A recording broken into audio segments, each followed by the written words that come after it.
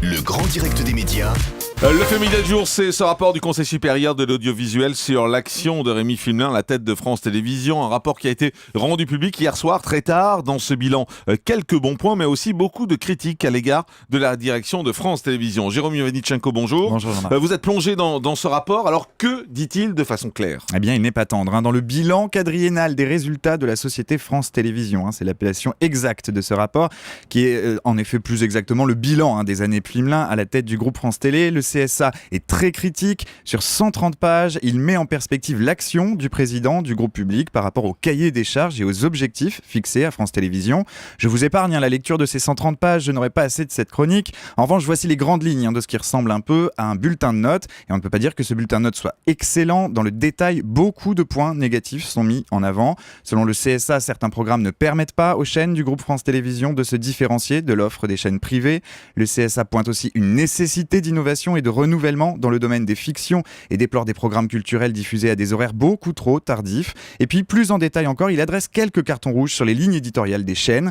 Le CSA estime que France 2 et France 3 ont tendance à se marcher sur les pieds, à empiéter l'une sur l'autre.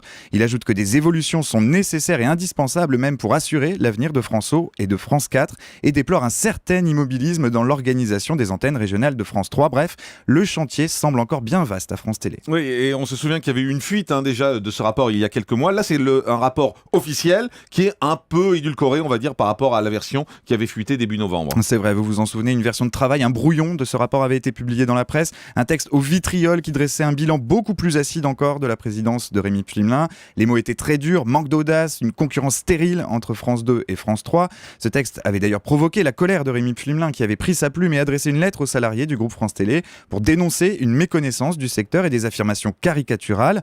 La version définitive du rapport du CSA publié hier est plus étayée et moins violente que le texte préparatoire. En préambule, le CSA explique qu'il a pris en compte le contexte actuel du secteur audiovisuel et notamment l'instabilité des ressources dont bénéficie France Télévisions.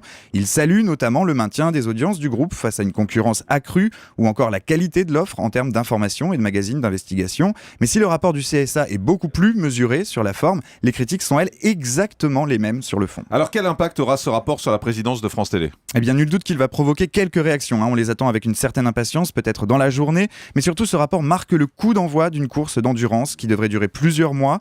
Le mandat de Rémi Flumelin prend fin officiellement le 22 août prochain. C'est le Conseil supérieur de l'audiovisuel qui aura aussi pour mission de lui trouver un successeur. Aucun candidat ne s'est encore clairement déclaré, mais on s'active en coulisses. Certains noms circulent avec plus ou moins d'insistance, comme Marie-Christine Saragosse, l'actuelle présidente de France Média Monde, ou Emmanuel Hogg, le patron de l'AFP.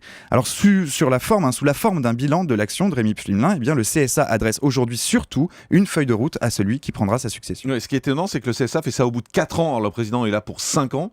Donc, a priori, c'est quand même surprenant qu'on fasse le bilan au bout de 4 ans et qu'on n'attende pas la fin. Parce que le seul objectif que ça a, en tout cas, le seul effet que ça a, c'est de plomber finalement la suite et l'année qui reste pour le président. Mais je pense que Rémi Flumelin aura peut-être l'occasion de s'exprimer là-dessus. En tout cas, on l'attend. Sur Europe 1, il pourrait venir demain, tiens, par exemple, répondre au rapport du CSA. Le grand direct des médias. Jean-Marc Morandini.